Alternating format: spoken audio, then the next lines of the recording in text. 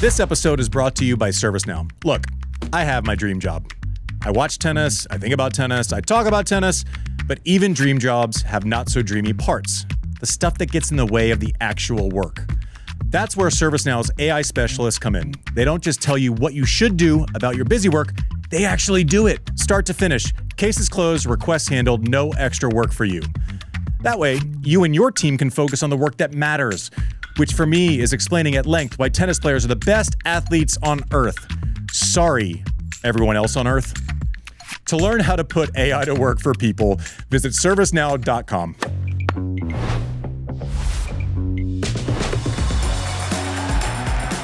Hey everyone, welcome to Served. Happy almost Roland Garros. As always, we're brought to you by ServiceNow. We'd love you if you just subscribed. Just a little. I think it's either full subscribe or no subscribe. It's not even just like a little. Yeah, but if they do, okay, whatever. Just like a little at a time, just like one thing at a time. Yeah, but don't negotiate against us. Sorry. Yeah, just a little. Just like a little pregnant. Yeah, just like a little. Jesus. All right. Well, on that note, and you just heard JW is here. Techie Sean. It's been in Europe too long. Producer Mike in the house. I guess we could go back. And is this the part, Techie Sean, where you just clip what we said last week about Sinner after Madrid? Goes and you can just in. play it from right? No. Easy Great. lift. Easy lift. So we'll see everyone in like 15 minutes? Yeah. Okay. Yeah. In all seriousness, I guess no surprises. Sinner rolls. I think let's get to that because there's some statistical stuff that I think is very interesting just to show how impressive this run has been that he's been on. Mm-hmm. Svitolina. Now, JW, I'm gonna ask you something here. How good of a story is it? Like the difference between our beloved Kim Clijsters, host of Love All, part of the Served Media family. She won a major before becoming a mother and then came back and won 3 more, right? But there was precedent for her winning before. Svitolina was one of the best players in the world. I think she got up to 3, once a bunch of 1000s, was kind of that next player, like maybe the best not to have won a slam. Obviously goes away, has baby Sky with one Gael Monfils, comes back. Is this the best version of Svitolina that we've ever seen? Oh, I thought you were going another. I think the answer is yeah. I mean, not according to ranking, but look at her results this year. Look at who she has beaten and when she has beaten it. I thought you were going to. So yes, I mean, it's a great story, and she is playing at such a high level. I mean, go through I think she's beaten every single player ranked above her this year as well. I thought you were going. Could there be a better story on the women's side than the wife of the retiring French legend? Thanks for going. Who is trying to win her first plowing major. right through my follow-up, JW. All right, forget it then. Yeah. But let's stick qualitatively. No, I know, but you sort of, you threw off the scent there with that. I think some of this is just eye test tennis. And what did we always used to say about her? Like, great athlete, but she gets into these defensive patterns and she can get to the quarters of semis of a major, but then she gets hit through. That's not happening anymore. And she's interestingly enough, same coach that she had pre-maternity leave in Andrew Bettles, but she looks like I don't know. Have you ever seen this where a player comes back as a manifestly different player? I mean, she doesn't look like the same player on court that she was, in 2017, 18, 19, and she's playing great. I mean, not to this extreme because I had to remind myself, and I'm glad you brought it up because I think I was going down that same exact route. What I remember from Svitolina, let's call it what her prime was before becoming a mother, was very solid, wasn't going to beat herself, was there all the time, great returns, didn't miss a lot, tactically sound. And like you said, there was always someone, whether it be, a Serena, a Barty, a Swiatek, whoever it was, that was going to play bigger, badder, and kind of bully her, potentially, right? I remember her losing to Leylah Fernandez in like the quarters of the year that Raducanu won. I'm going, oh man, that was like a really good opportunity. She is completely changed, to your point. She's never, I'll say this because, the game of if she's the best version of herself that she's ever been, as far as a tennis player, is a fun conversation. What I do know for sure, I don't know that she's ever been more physically fit. One. two, like the movement and the explosiveness and the power. And she's stepping in against Iga. She was avoiding long rallies like a plague. I mean, she was stepping in first ball, taking it to her. She has completely changed her game. The only comp, I mean, this is a weird comp. It's just when you ask that question, I hadn't thought about it with someone coming back. Roger adjusted big time when he came back and won the Aussie Open after 6 months off. He was playing first strike tennis, wasn't playing that chip D, switched to a bigger racket, was taking full cuts on backhand returns. That felt like more of an adjustment as opposed to a complete overhaul. Like we had seen all those things and the ability for Roger to make those changes. He just started implementing them way more often, right? It's like a pitcher who all of a sudden uses the splitter 30% of the time up from 6% of the time. Like, you know, it was there. But I agree with you. I think she's completely changed. I mean, she wasn't on her back foot 4 times, you know, against Iga, who, by the way, is a threat again. Just so we're clear, like, I know Svitolina won, but Iga's right there, and I'm going to ask you in a little bit who your favorites are on the women's side, because I think that's a tricky question right now. And against Coco also, the ability to stay in the middle of the court and dictate and get that first strike was never something that we accused Svitolina of, you know, before her comeback, before she had their baby. I would love to ask her about this and see how much of this is just practical. This is what I need to do if I want to get to where I want to be in terms of tennis. And you're right. I mean, this is go back and watch. I remember her. I think it was in the quarters. She beat Coco in Australia, and she was the aggressor. She was the player imposing herself on the match more than Coco. We saw it on clay here. I wonder how much of this is, look, she had some time off and she reassessed. This is what I need to do if I want to win a major. I need to change this, and this. I don't know. I mean, I like this avenue. This is the, you know, this is the writer cheating for stories. But does being a mother and going what she's going through with her country, the victim of this barbarous invasion, does that not change your entire worldview? And I wonder what. I mean, maybe this is fanciful. Like, it's up for her to answer that. But I do wonder if everything going on in her life has informed this pretty dramatic change. I mean, it's not often you see someone in their, she's 31 now. I mean, not often you see someone in their late 20s, early 30s, just completely changing their approach to the sport. This isn't going down into the basement and tinkering and looking under the hood and getting grease on your face. I mean, this is a total retool of her approach to the sport. I wonder how much of this is about X's and O's on the court, how much of this is about bigger issues she's confronting. Well, I was going for a different version of that point, but I think it's sound. When you're 23 or 24 and people are going, why aren't you winning a major? You're automatically in kind of like a defensive position, right? Maybe you think you're good enough with that game style. She comes back and, you know, you're seeing the Sabalenkas and the Rybakinas and the athleticism of Coco. Is she going, fuck it, I gotta start ripping? Like, I don't know that, you know, if that game wasn't working when I had the wheels when I was 24, why on earth would it work now? You know, so I actually think there's something to what you're talking about. Another thing I want to mention, I should have mentioned it off the top. I mean, what a win for, Ukrainian tennis over the last month. We have Marta Kostyuk, who's going to be on here after the break, after we get through kind of a Rome recap, which I'm incredibly excited about. And then Svitolina, I mean, they've dominated. It's been like Sinner in Ukrainian women's tennis for the last 5 weeks, and that's about it. I mean, but what a story. It's a great story. And I feel like, I mean, living here for the last few months in Western Europe, I don't know if people in the US quite appreciate just how dramatically this country has changed, just how dire the situation is still 4 years into this invasion. And that's what it was. This is not a war. This was just a complete invasion of sovereign territory. I think I don't know, check me on this. I think there are like 8 Ukrainian women in the top 100, which is just extraordinary. You don't see a lot of Ukrainian men. Why not? A lot of them have been conscripted. I mean, this is a full-out society-changing war. And for Svitolina to achieve what she is achieving with everything going on in her country, as a wife, as a mother, as a player north of 30, this is just an extraordinary story in tennis unfolding in front of it. I mean, you mentioned her conditioning, and I think you're absolutely right. Where does she find the time? I mean, if just strictly as a matter of time management, this is impressive. But she, I think she's 7 now, so she'll presumably go in as a 7th seed. And winning Rome often is a pretty good predictor of success in Paris. This would be a great story. She's also winning on all surfaces. You mentioned the run in Australia earlier this year. She's made the semis at Wimbledon at least a couple of times, just off the top of my head. Winning in Rome, a Masters 1000. Now I'm going to get to the question that apparently I should have asked the 60 Minutes journalist off the top.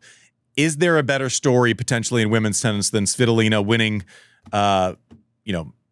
after or post-motherhood and being from Ukraine? I don't know that there's a better story available, JW, but you're the serious journalist.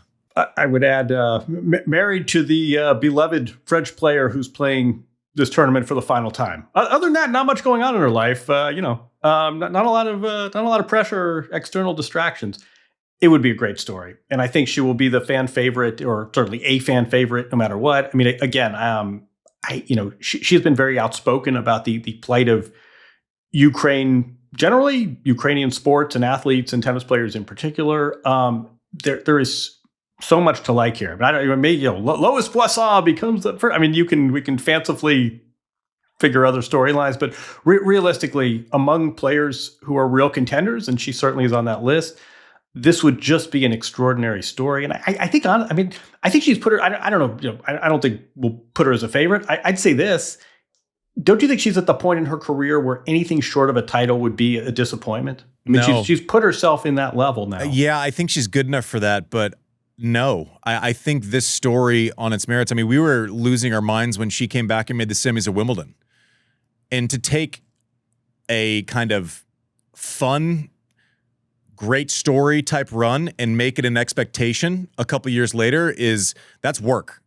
That's not like a fluky fun story. This is that's reality. That's kind of proven reality at this point. I don't know that she feels the pressure set of like, if I don't win. I don't think she carries that pressure that she did from 8 or 9 years ago in her career. I certainly hope she doesn't, because she has far superseded anything that anyone could have possibly expected, given what's going on in her life, what's going on in her country. So props, amazing job, and all the best for Paris. That would be just such a fun story. We would be remiss if we didn't mention Coco looked great. Mm-hmm. She seemed more confident in her serve. Obviously, defending champion, I feel like we kind of forget about that too often. With Coco, we point out the problems with the game as opposed to the results. I thought she looked great. I think making the final in Rome was really big for her. I'm telling you right now, everyone's going to be down on Iga. She's on the short list to win this tournament. Mm-hmm. I'm just telling you, she's on the short list. She switches her thing. She makes the semis. She played great. Svitolina played a great match to beat her. Now, is she Iga where it's her versus the field? No. Is she Iga where she's clear cut, 1 or 2 in the world? No. Can she win this tournament? Absolutely. And just tread carefully if you're giving up on her. I think this run to the semis and getting those matches in, as important to her as maybe any player in the field. I don't think Sabalenka or Rybakina or Pegula had to make semis to feel real good about the way that they're playing. Andreeva included in that list. I think that was really important for Iga, and she's in this thing. Did you see the score lines too? I mean, this was back to Iga spending 62 minutes on court or dishing out bagels and breadsticks. I would also say, just rule of thumb here, just a heuristic. If you have won a major more times than you have lost at the major, you're a contender. That's funny. That obviously is a real stat. One that I did not know, but that makes sense. You carry the two. Yeah, that's real. That makes sense. Iga's back. I'm just telling you, like she as good as she's ever been. Not right now. Can she win this tournament? Absolutely. Guys, it's almost here. This year's Roland Garros. Not my best surface, but one of my favorite cities, Paris, or Paris for you, producer Mike. Oh, thanks, Andy. I actually am going to Paris this summer, but not for the French Open. My boss wouldn't let me off. Your boss sounds lame. You're my boss. You're not wrong. But what isn't lame is this. When a tournament like Roland Garros hits, thousands of fans are suddenly trying to figure out where they're staying. So basically the whole city turns into a scramble for where to stay? 100%. And it's not just Paris. Any city on the tennis calendar. Think about it. Fans are making last-minute decisions right now based on where their favorite players land in the draw. And if you're like me, I usually look for a place to stay before I even book my flights. And personally, a home near the tournament beats a hotel room every time. I know because I was the guy staying in those places for 15 years. 15 years? How old are you? So don't be the reason someone didn't book that plane ticket. Be the reason they do. If you're planning to be away, list your space on Airbnb when fans are flooding into town. You're not just giving someone a place to stay, you're putting them right in the middle of the tournament experience, where your home becomes part of their memories too. And yeah, you'll pick up some extra cash while you're at it. Your home might be worth more than you think. Find out how much at airbnb.com/host. Exciting times on the women's side. One thing before we kind of go over to Sinner just dominating Earth. If I give you these names, and apologies if I leave someone out, you have Coco, Rybakina, Sabalenka, Iga, Svitolina, Mira Andreeva. Like, who's your favorite? Like, give me your top 3 favorites going into. It's as open as it's been in a long time. It's kind of fun. This is we're preempting the draw show here. Everything changes when a draw is put in front of you. No one watches this show. Who gives a shit? How about I mean, I still am inclined to go with Sabalenka. I would say my 3 favorites right now would be defending champion gets her credit, Sabalenka, and I think Iga ahead of Rybakina and Svitolina. It's remember we had the same. She's new coach. She's back on clay. She looked good in Rome. I'm thinking Iga's a top 3 contender. I don't. I'm curious what the. I mean, there are odds markets probably have a say in this as well. What do you say? Good question though. What do you say? No. I'm gonna move on. I just wanted to make you awkward, and then I was gonna move on to the next. Yeah, we got the draw show on Thursday. Can we need to get to Sinner because I know we have Kostyuk on the other side of the break, which I can't wait for. But just give us some of the stat candy from this Sinner win. Mr. Obviously, Sinner. beats Ruud 4-4, has won 6 straight Masters. I mean, just like it's a joke. I mean, youngest career Golden Master ever at age 24. Novak did it, and he did it at age 31. It has been 33 months since Sinner won his first 1,000. I believe it took Novak about 10 plus years to achieve it. Oh, that's crazy. Oh, that's a good one. Yeah, he won Toronto in 2023, and then here we are 33 months-ish later. Wow. 6 straight Masters 1000s titles, Paris, Indian Wells, Miami, Monte Carlo, Madrid, Rome. Prior, the record was 4 in a row. 34 consecutive Masters 1000 match wins, which broke Djokovic's 31. First Italian man to win Rome in 50 years. Panada. Yeah. And then second man to sweep all 3 clay Masters in one season. Of course, the other one was Rafa Nadal in 2010. Excited for that. Pretty good. Side note, I'm excited for the Rafa doc. I know we'll probably cover that when it comes out. And obviously, I'm just glad the Sinner guy's finally proven it. You know what's in. Okay, so here I got a question for you. And we're going through our notes and we're reading these stats, and obviously they're all insane, right? Like it's just to like 24 years old to complete. By the way, someone's great when you have to invent new terms. I've never ever heard of Golden Masters Slam, whatever the fuck that is, and I've heard about it. I've heard it 6 times in the last 24 hours. We're just when people have to make up new things to define what you're doing, it becomes pretty bananas. But breaks Novak's all-time Masters 1000 win streak, completes winning all of the Masters, completing that task 7 years ahead of when Novak did it, and in a 3-year span, essentially. I mean, this is banana. Like, it's weird. That it's crazy, and then the further you dig, the crazier it gets. Mm-hmm. Wait, you want more stats? Yep. This is what we do, right? When you've got great storyline, the numbers are just all this hard science. Let's stick to art. And when we've exhausted the superlatives, I mean, we just do a Claude cut and paste week after week, right? But here's I want to give attribution to the ATP website on this, but since Indian Wells, Sinner is winning 95.5% of his service games.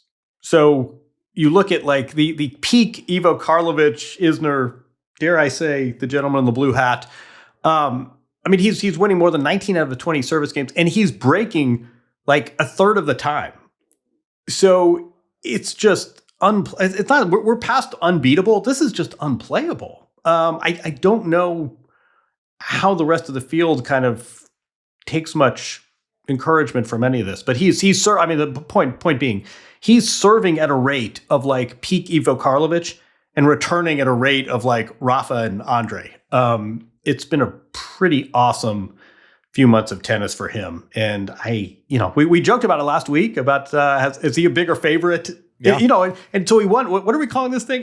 You're right. The super duper career golden master. The golden master. You just got to make up stuff, apparently. Like and hope that it catches when on. you Google it, it's like a Ninjago character, and then it's I mean, listen. I'm sure the Lego character. I'm sure the odds makers are busy. I'm just saying. I'm not saying he's as good on clay as Rafa. I will never utter that sentence, probably for anyone, for like a long time.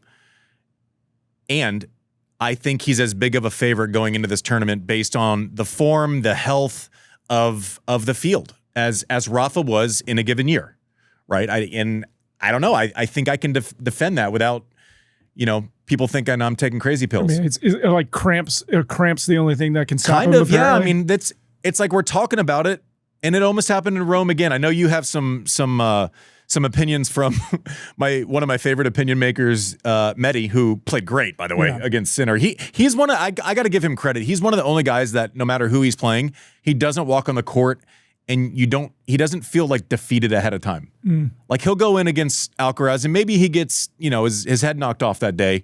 But he goes in knowing, hey, listen, shit goes a little bit sideways for them. I can win this match. And he took it to Sinner. Props to him.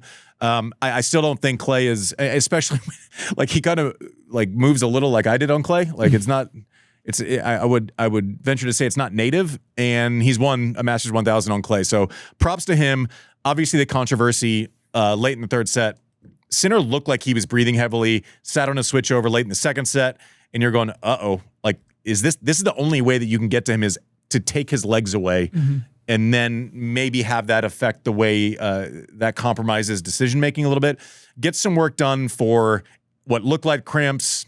You have to tell the trainer it's not cramps, similar to what we saw Alcaraz and Zverev in Australia. Medi had thoughts. Yeah, Medi in his post-match obviously was asked about it, and he pushed back, kind of that the ATP rule tweak on medical timeouts, especially for cramps. He said, I actually have a solution. Allow medical treatments for help. And then later on, he went to elaborate a little bit more, saying, sorry, allow medical, meaning physio, 3 minutes when you have cramps. Then there's no problem because then the player could say, I have cramps. I need physio. For the moment, it's not allowed. I completely understand. Meaning he understands that he's over there, my leg hurts, but then he's chugging pickle juice. Yeah. I think what Medi's saying is like, just allow people to say, I have cramps, and then you get 3 minutes. And if it's not better, tough shit. Yeah, he's right. He's right. Listen, I don't know if we want to implement the rule. What I'm saying is there's the most obvious workaround of all time. Like you have this rule where, because on merit, I agree with it. Physical fitness is part of tennis. And should the person who's really fit not be rewarded, because the other person is cramping? Probably, that kind of sucks in a way. And there's just no chance that it's ever going to stop if someone has cramps, right? If I had cramps in a match tomorrow and I knew that all I had to say to the trainer was, my legs are hurting, and they get in there, I haven't lied to the trainer. I haven't lied to the trainer. And the trainer, literally, you're putting it on the trainer to go, no, you don't. There is no fucking chance that's ever going to happen. Like they're definitely not. I understand the reason for the rule, and I generally agree with the reason for the rule. And I also I totally get where Medi's coming from, because you can just lie, be like, oh yeah, I have a leg injury. What is it? It's both quads from my knee to my hips. And I would like you to use a wide massage to fix something wrong with my hand. It's clawing. Yeah. And also this claw on my hand is taking over. I have a caveat to Medi's proposed rule change. Okay. I agree with it. Also, you should not be able to call a trainer if let's assume that, magic wand goes and it's changed. You should not be able to call for the trainer for cramps before someone else's serve. People are going to abuse this rule. They're going to ice the kicker. You're going to come out not having hit a serve for 6 minutes and or played a point for 6 minutes because you call the trainer, they come out. All in all, it takes more than 3 minutes, right? Maybe it's 5. You should not be able to use it against the player that is physically fit and has to serve, right? And maybe that means it's not on a switchover. Maybe that means, I don't know what, but it would really piss me off if I was playing someone and you could say you had cramps in the second set and you could ice someone who's trying to serve a set out or something like that. There is a way to abuse it. So I would have the caveat in place that that you should not be able to kind of, for lack of a better term, ice the kicker in tennis. We're going to put a poll question out to the audience, see what they have to say. And we have last week's results, a poll question later in the show after Marta. Geez, I can't wait for that. It's going to be great. You love a poll question. Dude, the fans love getting in the comments. You love it. You love it. We had some people get in the comments this week. Listen, JW, I asked you about the favorite on the women's side. On the men's side, you have the next three people that could potentially make a final at Roland Garros, and obviously this all changes when the draw comes out based on matchups. But like, has it ever been harder to answer who are favorites 2 through 4? I thought you were going to say what three things. I'm going to say bad sushi, a really hot day, except it's. I got to say, just as an aside, it's like 51 degrees. I mean, it has been so cold here. So the idea that, I mean, the weather can change, but right now, the idea that we're going to be playing in blistering conditions seems a little fanciful. You're in Paris, right? I don't think we said that right. Yeah. So you're saying it's chilly there right now?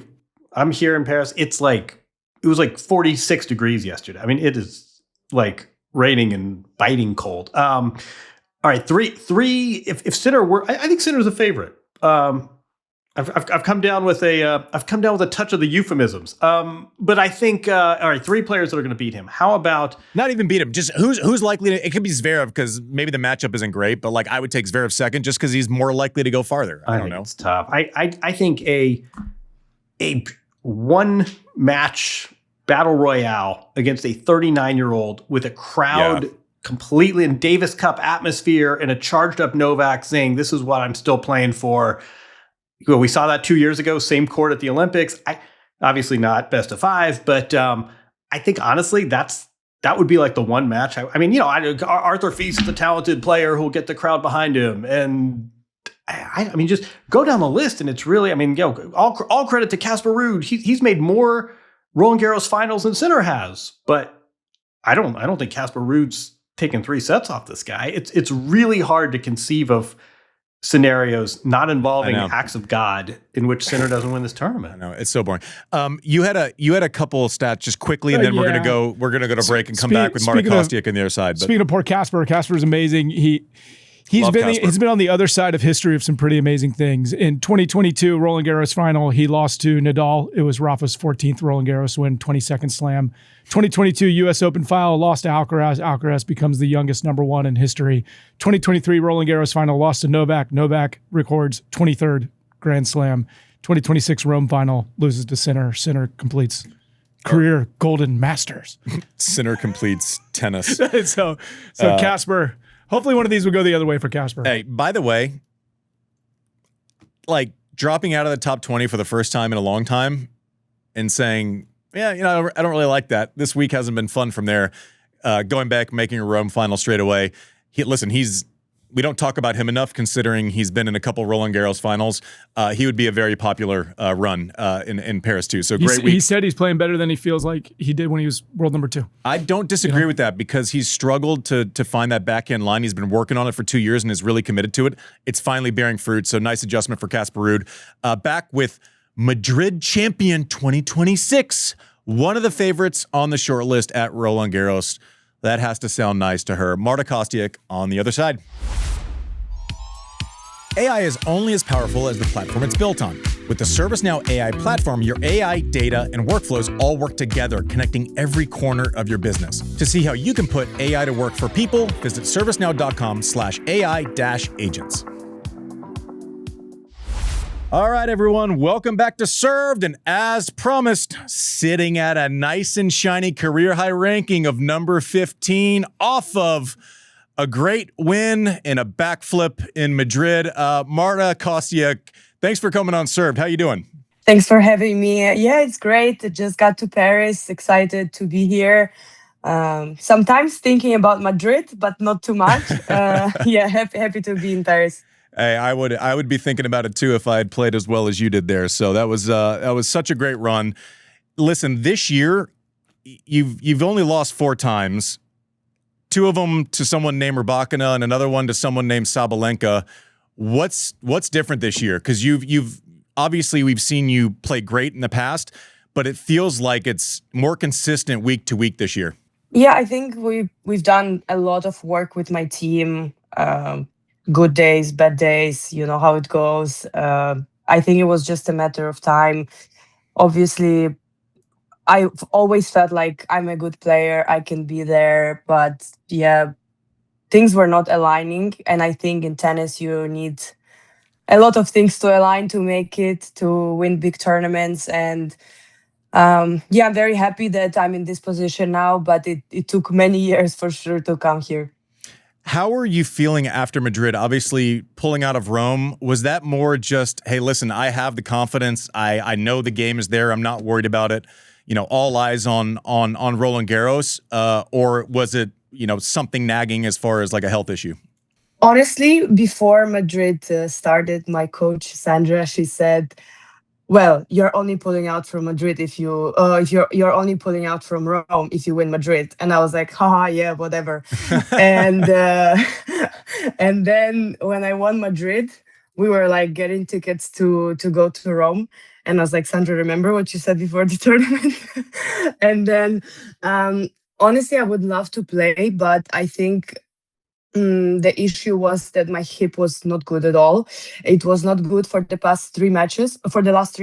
And after I woke up, after the finals, when I woke up, I couldn't walk. Like it wasn't good at all. And I was really scared that something happened. But obviously, I didn't have any pain during the match or after the match that was like something sharp or, that I got really scared. So nothing like that. And then I just woke up in the morning and I was like, wow, this is a problem.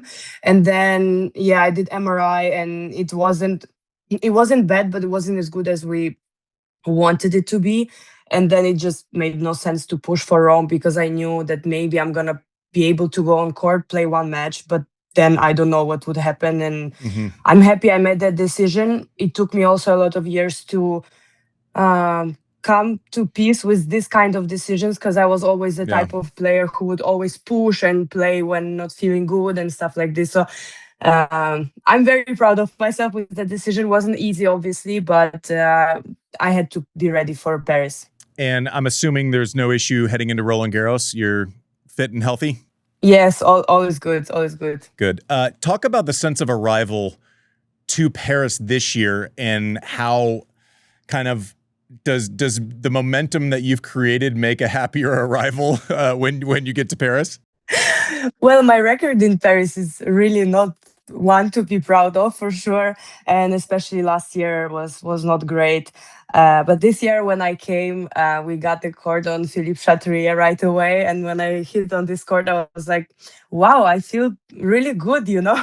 I feel like on this big court, I felt like I'm back to Madrid because I played, you know, on this big stadium the past couple of matches, and I was like, wow, it's good to be back, you know. And I mean, definitely different feeling, and I try to enjoy it no matter what's the outcome, no matter how I keep on playing this season, because, you know, the reason why I think I am playing like I'm playing right now and I'm being consistent is because I'm not trying to focus on the result, on winning. You know, I really just try to enjoy the good days, the bad days, especially the challenges. I get them every day.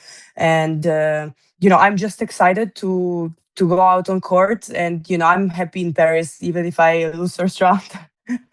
If your hip is a little sore, we loved it, but no backflips.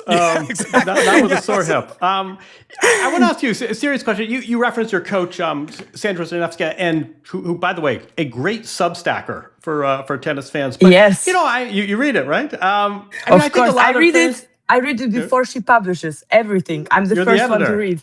Yes. Oh, wow. Yes. We need you at served. No, I mean, I think a lot of people say it's great that there is this woman that's succeeding, that and doing so well, and she has a female coach. But can you go a little deeper than that? I mean, what is the connection? What is she telling you or bringing that maybe others haven't? Just talk a little bit more about having you're one of the few players with a female coach. What is Sandra bringing? I think she brings something that I am able to be myself and I'm not afraid to be myself.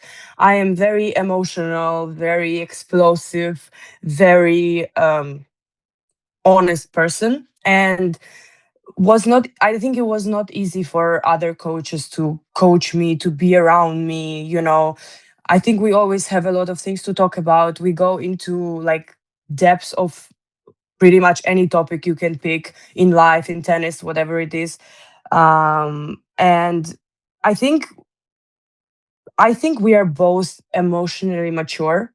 So we are handling difficult situations very well. And we never cross certain lines, which we agreed on. And I think that respect and also this experience that we have going through difficult moments definitely helps us like on a daily basis and understanding each other. And I don't know if I should connect it to her being a female or, I don't know if there is like a connection like this, because I was coached by my mom my majority of my life.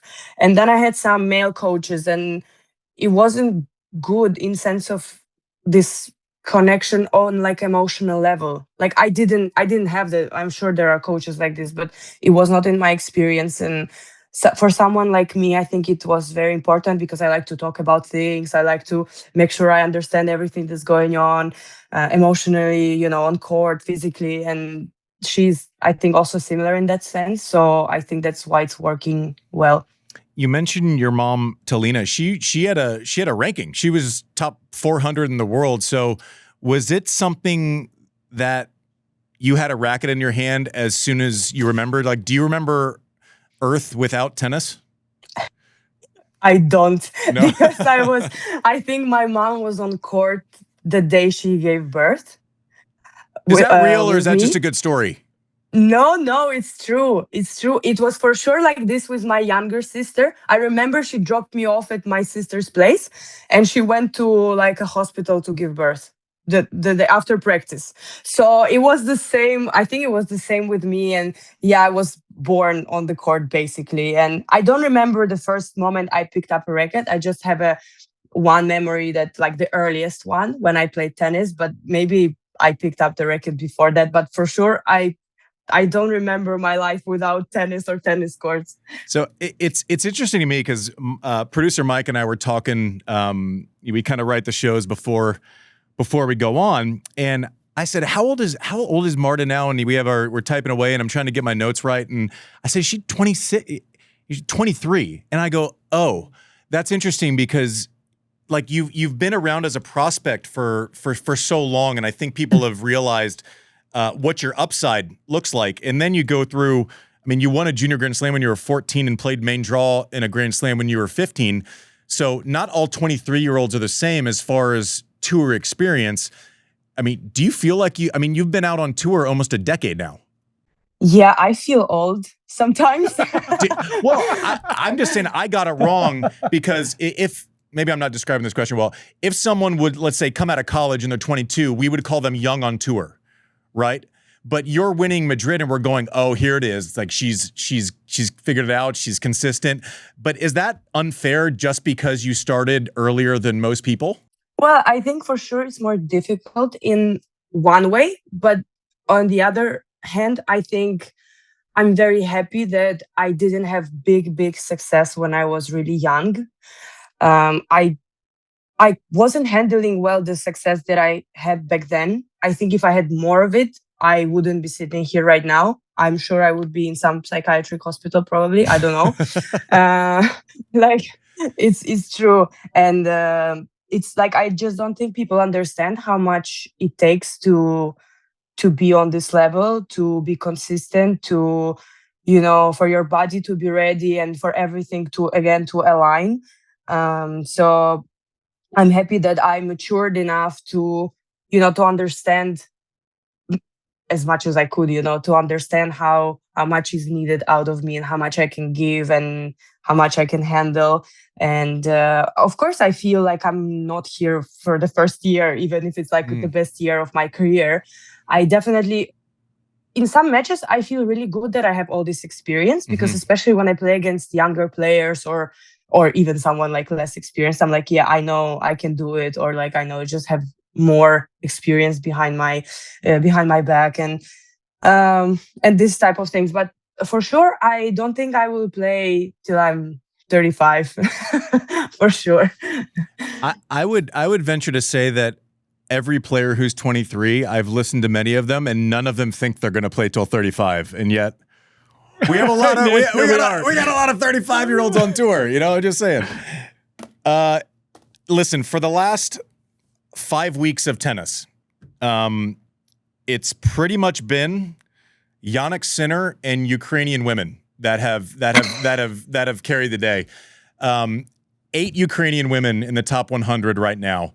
Obviously, I think everything you do has a special significance, considering the invasion and everything that has been going on there. How proud are you that you and Elina are stepping up and playing some of the best tennis ever? Obviously, tennis is trivial compared to what goes on in real life. And does it fill you with pride that people are opening their newspapers and saying, you know what, we have champions that are representing us well? Well, I think it's incredible. And I think the fact that every single week the Ukrainian player was winning a title, and last week it was even 2, because Yastremska won Challenger in Parma. It was unbelievable. But on the other hand, I mean, I still think I try to, I try not to focus on the winning again. I try to enjoy the whole process, and being able to share these emotions and these titles with Ukrainian players during this time. For sure, there is not much more I can ask for. And, obviously seeing Elina succeed so much and play unbelievable tennis has always been inspiring. But even now, she's stepping up and, beating all these unbelievable players, top 5 players and everyone. And I think it's very important to, to show the world that, the Ukrainian people are super resilient and strong, and, we can go through difficult days. And obviously not just players, like it's all the people that are in Ukraine as well. And I'm very happy that, we get to share this celebration with all the Ukrainian people right now. I think this is the most important thing for me, that they are happy and they are celebrating with us. It's really remarkable under the circumstances. And I think one thing maybe tennis fans don't get is we talk about how routine is so important in tennis. Can you just talk about what the last 4 years have been like in terms of your training base, in terms of where you're traveling? I mean, I think people don't understand quite how disruptive this has been for athletes like you. Yeah, I mean, I moved out of Ukraine before the full-scale war started. But I was always coming back to Ukraine a lot, because I stayed in Europe, so it's like 2-hour flight. And then obviously it changed because I didn't see my father for almost a year, because he was in Ukraine and I couldn't really go there first couple of months. I'm practicing in Monaco and I live there, but obviously, it's not easy for my parents to come somewhere, or I go back home. It's a difficult process, because it takes over 24 hours to get wherever, even in Europe. If you go further, it's even longer. I think I'm very happy I have the possibility to go and find the time and go when I can. Other players are even practicing in Ukraine, which for me is incredible, because with all the with all the instability that's there, whenever I go to sleep and I'm like, okay, I don't know if I will wake up tomorrow, but I need to sleep because I have to practice tomorrow. So it's really weird feelings. And obviously I just go there 2 times a year and people live there all the time, which I don't understand how they do it. I think it's the same for everyone. It's not easy. My whole family is there. I try to take the most out of it, while I can. But again, it's not normal life for sure. Listen, tennis is tiny when put in the perspective of what you just said. I'm pretty sure I have tiny little kids, right? I can't imagine how proud your country is of you and what you're doing, as well as Elina and all the Ukrainian players. Out of this invasion comes kind of the golden era for your country as far as tennis. So I hope you're filled with pride. I hope you're filled with confidence going into Roland Garros, because you've certainly earned it on the heels of Madrid. Certainly, one of the favorites as far as form. Please come back on Served anytime. You have a friend in us, and we'll be cheering for your continued success at the French Open. Marta, thank you so much for coming on. Thank you, guys. Thank you. All right, welcome back to Served, brought to you by Service Now. Marta Kostyuk was cool. Awesome. Like, really cool. You know what I like about doing this show is that you can watch Kostyuk, and she mentioned it herself. She's like, I'm emotional. She basically had like a roundabout way of saying, like, I get really pissed sometimes, right? Like on court. It's fun seeing what you might think of someone just by watching their matches, and then interviewing them and realizing that kind of the Tuesday version of someone not in the middle of a tournament is completely different. I thought she was fantastic, JW. Fantastic. Know thyself. That sounds like someone who really is familiar with who they are. I gotta say, tell me I'm crazy here. That backflip, right? Great viral moment. Everyone loved it. People that didn't follow tennis saw it on their feed. I think that says a lot about her athleticism. Like, I'm sort of thinking like, that is not lost on me how athletic a move that is spontaneously after playing a final of a. That to me was a real tell about just what a great athlete she is. But we wish her well. And if Mike's going to do a backflip along with Marta, I will. If she wins Roland Garros, Venmo the money for the trampoline. I don't think I've ever been personally invested in a match just because I wanted to see someone fail at a backflip before. I think this is covering new territory. We'll find a way to wedge that into the postscript. After we were done recording, I made a promise if she wins Roland Garros. That's right. It wasn't on the interview. It was afterwards. Sorry. We'll put it in right here. Yeah, right. Right here. now. It's funny. Producer Mike says he's going to do a backflip when he wins a Grand Slam too. Yeah, if you win Roland Garros, I'll do a backflip. Say it on air. Say it right now, Sean. You got that? All right. If Kostyuk wins Roland Garros, Mike's doing a backflip right here. It might have to be into a pool or on a trampoline, but I'll try it. Yeah, I'm down for whatever disaster is coming for that. Marta, all the best. I'm motivated now. All right, what else you got, Mike? So just to follow up on the poll question from last week, it was on the heels of the Project Red Eye, the players kind of talking about Project Red Eye. The players, kind of floating, boycotting and having different opinions of that, and we had kind of raised the question in the Surf Newsroom, like, isn't this the point of the tours? And so we had asked the poll question: should the ATP and WTA tours back the players in their fight for more prize money from the slams? And we put it out on socials. We had a good response. Over 4,500 people responded, and we had 88% said yes, they exist to help the players. 12% said no, focus on your own tournaments. Obviously, the comment section was pretty lit, including one Riley Opalka. Mm-hmm. He likes to jump into the comments. He's jumped into a few of our comments. Yeah. And he said, we're now 2 steps into Larry Scott master plan. Write a letter. Nobody respond to, then threaten something everyone knows won't happen. What's he got next? No press conference during RG. That will for sure work. I then obviously invited Riley on to talk about it because I agree. Like, what is the real master plan? There's 2 steps to this. There's a couple things here. One, so I like Riley. Like, when I'm with Riley, I like Riley. What I want, because he's like, whenever we come ATP or like, he's complaining about 2 steps into the Larry Scott process, but he's signed on to things that have done nothing for 5 years before, right? Like, so I want Riley to come on. I think he's a really interesting voice in tennis. I told you to respond to him, and then he kind of comments and then ghosts you, right? Well, I mean, this morning I wrote back because this was all in the past couple of days. I just wrote back, would be great to have you on for a conversation, open invite to the show, DM me, and we can schedule. I haven't heard back from him yet, but he's responded to other people in that thread, but not me. He just didn't see it. He hasn't seen it. I like Riley. He's big opinions. He normally has a great reason for his opinions. I just would like it if we didn't just do the comment and ghost. Yeah. Is all. The poll question, go ahead, JW. No, keep going because I think we're going to the same place. Well, the poll question is like, okay, so do you think the ATP and WTA Tour should back the players? Okay, I got a couple of questions. One, what does backing the players mean in that scenario? And two, isn't that like saying, we think that we would be healthier if we ate more vegetables? Like, well, yeah. I mean, they should do what they can.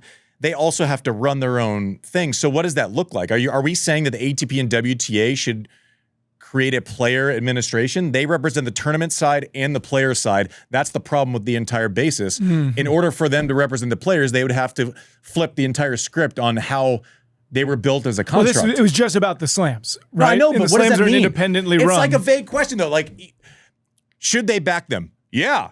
What does that mean? Fuck if I know. Like, I don't know. Well, I know. I think it's fine. It's helping them find solutions, right? Like if you have a larger body that's going to go out and do something. Yeah, but maybe what does that mean? Maybe it's making it so the slams aren't worth any points, or you can create other tournaments that are worth more points. You can't simultaneously represent everyone in tennis and do your job. I think that they, if their supports. Listen, here's my thing. Can the ATP go, yeah, we're going to represent the players, and also we've never shortened the season? Yeah, they have started. Like, I'd rather have the players do whatever they're doing. I'd rather have the players forming their own thing and creating their own conversations and actually like unifying organically, as opposed to someone just saying like, we represent you. Like, I think unifying organically is great.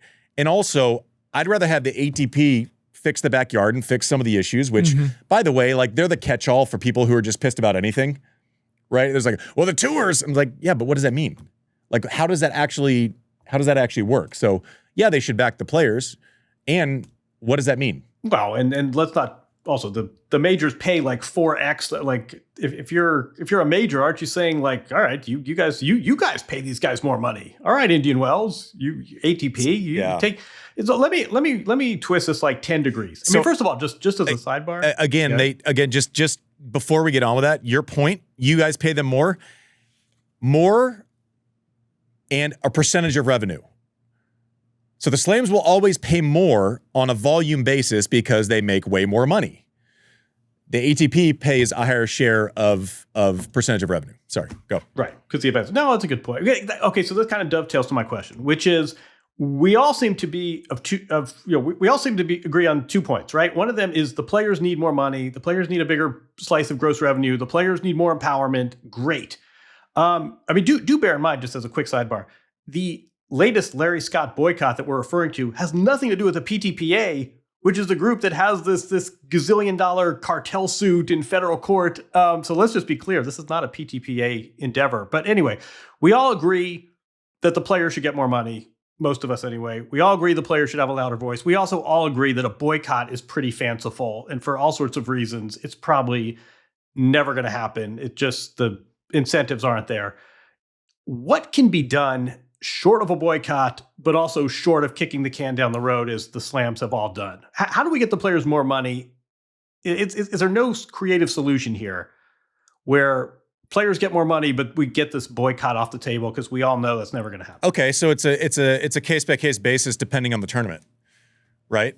So Paris added a 15th day. They just fucking did it however long ago. So I don't know. Let's cut off that day if we're players. We won't boycott the whole tournament, but you're going to lose 1 day of revenue on a weekend. How's that for a start?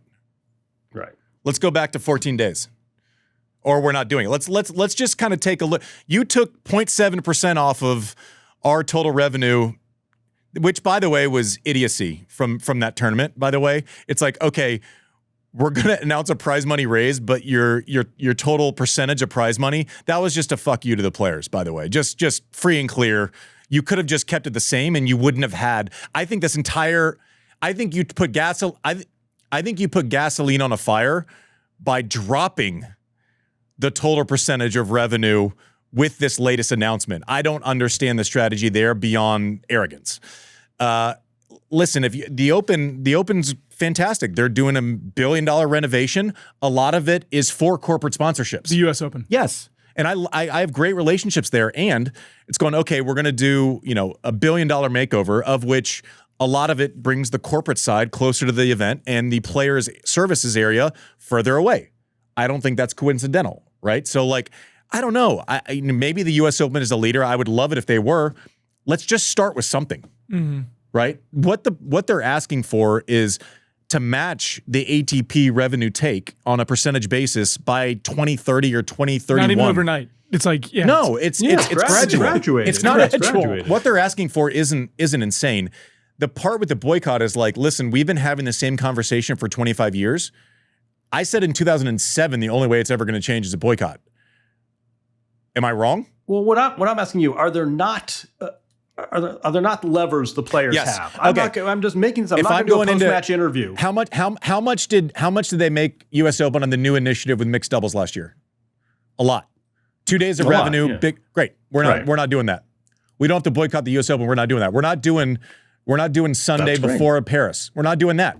All these things that you've wanted us to lean into to support your revenue, we need a guaranteed promise of sharing in that when we're adding time. Simple. Keep going, because there are other levers here, right? I'm not. Yes. Those are two good ones. Go, right? give me more. I'm not going to pose for the photo shoot that gets me on the bus in every subway in New York City. I'm not going to the desk. This is ESPN's paying you, whatever it is, $120 million. That's revenue that's going to you. I'm not going to sit there and do a post-match. I mean, my point is, boycott talk, it's great if you could get everyone aligned. It's never going to happen. The majors know it. The flip side is the players should get more revenue. I wish there were a more constructive discussion about what creatively the players can lean on to get what they want without throwing around this boycott that we all know is never going to happen. I'll tell you this. The slam that leads with something first is going to get a lot of love from the players, right? Yep. It's not going to be Paris. They've made that clear. They dropped the total percentage of revenue. Wimbledon is its own thing. It's a club. It's a completely separate, I don't know. It's an institution at this point. I hope it's the U.S. Open. I hope it can happen. And I think just take, what's the end goal? I don't know. Let's make the next right decision. And then let's go from there. Instead of boiling the ocean and instead of getting this all negotiated, let's take the next step, even if it's a little. And then let's act in good faith. Right? We're going to show up for mixed doubles. Great. Let's do something. And I think they're I have belief in the leadership there. So we'll see what happens. What else? What do we got this week? It's French. We're coming out of French. What's going on? French Open week. Didn't mean to get you guys so fired up at the end of the show. What else do we have? What are we doing? We have a draw show. Let's go. Let's go. All right, what do we got? This Thursday, we got the draw coming out. We'll get in the chairs. We will do our draw show. I'm about to Ric Flair you. Woo! And the nice part is, Andy, you get to look at the brackets now. I can? You get to look at the brackets now before we go on because we have our scoring system. I know. That rewards upsets. It rewards early matches. Oh, God. And that's what we want to do. We're here for every round being important. That's what we're here for. By we, you mean I? Yeah. Yes. Right. Okay. I was just saying, I felt like you were speaking for me there. Go to Serve Podcast. Sinner with an S. Yeah, I think go to servepodcast.com. Click on bracket. You can sign up there. You can play against Andy, JW, Kim, Blair. You can play against the Serve team. You can play against thousands of other people across the globe. Yeah. For the ultimate prize, a served hat. Andy will sign it. What a great prize, Mike. Yeah, that's fantastic. Sounds great. So the Marta Kostyuk backflip, Mike hated. Got to figure into this at some level. Clearly picking her to go all the way through. Tell me where to Venmo. Where do I Venmo the money for the trampoline? Just give me the address right now. That would be a whole. I could do 45 minutes on how do we actually structure the backflip. We have one at the house already. We don't have to worry about it. That is true. We're ready to go. I'm going to start training now. All right, Thursday it is. Q and Andy, what do we got? Do we have something this week? Rinner Knish is confirmed. We got the French. Yeah. Like one of the best players at his family reunion. Yeah. You know, with Vacherov. That's absurd. That's exciting. You know, that's a different thing. Him being ranked as high as he is, kind of going into Paris this year. That'll be fun. And I think he's going to give us some tips on how to navigate Paris. Is that correct? Yeah, a insider's view of Paris. Oh, I could listen to that for days. Oh my gosh. Thank you all for watching Served. We appreciate you. We're going to see a lot of you over the next couple weeks. We hope you see a lot of us. We'll see you. AI is only as powerful as the platform it's built on. With the ServiceNow AI platform, your AI, data, and workflows all work together, connecting every corner of your business. To see how you can put AI to work for people, visit servicenow.com/AI-agents.